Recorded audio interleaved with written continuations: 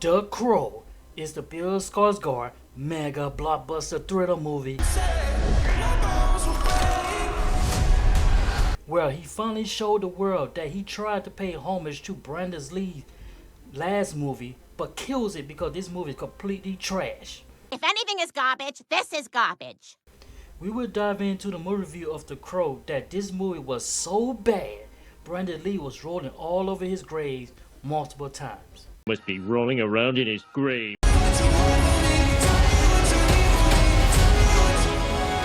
Peter, don't. They say if you watch that video, you die. Ah, that's a lot of baloney.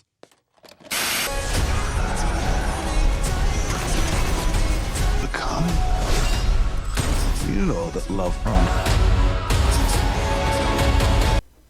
Directed by Robert Sanders, the cast of this god-awful movie are as follows. Bill Skarsgård as Eric, FKA Twigs as Shelly, and Danny Huston as Vincent Roeg. The movie starts off as Eric is in juvenile or something, which the movie never explains, and I honestly don't care. Eric is being drilled by the drill sergeant for acting weird. He doesn't speak to anyone, but he draws some weird pictures on paper in black. Again, it was never explained why he does this, and I'm just moving on. So this chick warned Shelly about some incriminating video that got out, and she needs to escape because someone is after all of them. So this lady gets caught and gets killed off. Look lady, getting killed off within the first 10 minutes of this movie is a lot better than watching 2 hours of this piece of movie.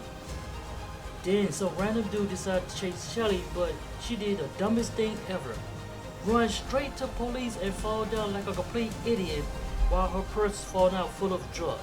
You're an idiot. She's arrested and then thrown into jail. This guy basically is the devil. His true power is what I call the voice of death.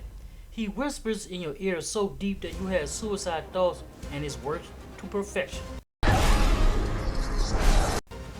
So we move on to Eric and Shelly and they start talking about random stuff. It went from simple conversation to falling in love to the point that this garbage was boring for way too long. It's boring, man. It was nice they are having a love interest and everything, but watching paint dry is way better. As Shelly and Eric are hanging out, Shelly's past is caught up with her when someone warned her about they are coming to after her because of that video that she saw earlier, and which that other lady was killed off. Eric, not knowing what's going on, runs with Shelly and both escape to this house, but in a car. Please don't do that! And they both executed and the movie ends. In the street. Unfortunately, we are not that lucky, and Eric somehow wakes up on the other side of the underworld. Eric wakes up and this dude shows up telling him how to be the Crow. Eric did not want to believe that because he thinks this guy is full of crap. Look Eric, let this dude tell you how to be the Crow so I can speed through this review. Basically, Eric wants to save Shelly from the abyss but must restore the balance by killing all the bad guys. Killing the bad guys is a great idea to speed up the strategy of a movie and they can collect a paycheck from Lionsgate. So this dude pushes her back into the real world and starts to look for people who executed Shelly. And the soul cannot rest. Eric runs to this guy in the incriminating video he was telling Eric that Shelly was hiding.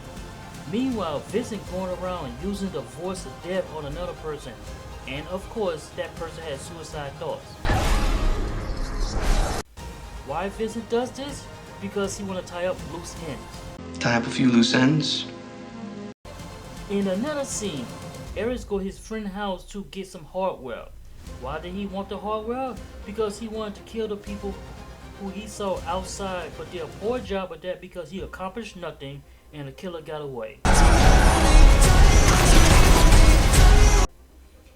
Eric has a tendency to self-heal but can't feel the pain, such as gunshots and broken bones. Eric goes back to his friend's place, trying to explain to him this job is too tough for him to try to save Shelly. What's even tougher is the audience watching this movie for 2 hours, but I digress.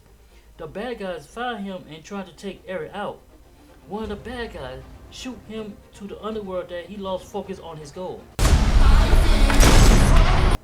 This guy get him back on focus on his goal, but it's called something very dearly. Let's say like a soul for a soul. He's go back to the real world and start to slaughter everybody in an apartment and the opera. You have no idea what hell awaits you. The kills are so brutal as makes no sense. This makes no sense. You have multiple people trying to kill Eric, but none of them realize that he can't die. After killing all the bad guys, the final showdown between Eric and Vincent is just as boring as the whole movie. They transport to the other side of the underworld and becomes a one-sided fight. Eric finished the job by sending Vincent to the dark side and saved Shelly, and we can all see this tragedy of this movie can finally end for real. It's finally over. This movie was so bad that I would rather watch the Steven Seagal marathon for a week. I know his movies don't make sense either, but it sure as hell better than watching this movie, The Crow. The only thing I understand was the plot of Eric trying to save Shelly. And that's it. The soundtrack was trash. The villain was weak and pathetic, and he only had the voice of death as his weapon when someone's at a vulnerable state. Shelly was unbearable and can't act, and Eric character looks like he was lost half the time in the movie. Even the crow that was flying around him throughout the movie made some sense. All the crow have to do is fly around Eric to get a paycheck from Lionsgate. The Crow was one of those movies that no one asked for a remake and nobody didn't want. If there was the bright spot in this movie, it was an end credits, because I was glad this movie was over. I am going to give this movie 4 out of 10 stars. Let me know in the comment section if you're going to see this movie or not. I would strongly advise you not to watch this piece of trash. If you want to see more future reviews on my channel, press the like, share, and subscribe button. I will see you in the next movie review. Jeez, this movie sucks.